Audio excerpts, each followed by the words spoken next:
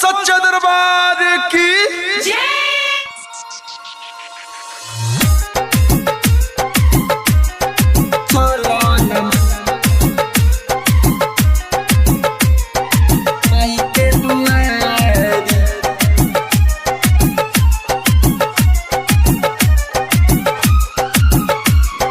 Music by DJ Umesh Shukipur Bazar. काहे तू देर कइले बारू चल न माई के दुआरी, चल न माई के दुआरी। काहे तू देर कइले बारू चल न माई के दुआरी, चल न माई के दुआरी। लुगवा तो सभे चले जाए, पूजा में सभे लग जाए। दर्शन करे खातिर रानी होई बड़ी परेशानी, होई बड़ी परेशानी।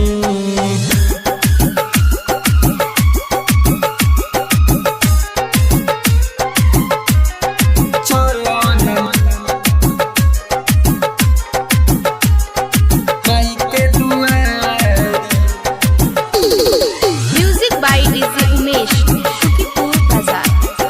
हवे नमी के दिन सभे ले लुकिन, तबो काहे देर भइल बा, तबो काहे देर भइल बा।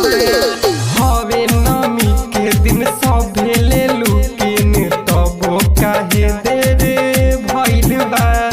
चल न चल जाइब तोहरे से गल जाइब, बहुते तबे चहिनी भइल बा। सुन बतिया हमार बंद हो जाई कवारी, चल न माई के दुआरी।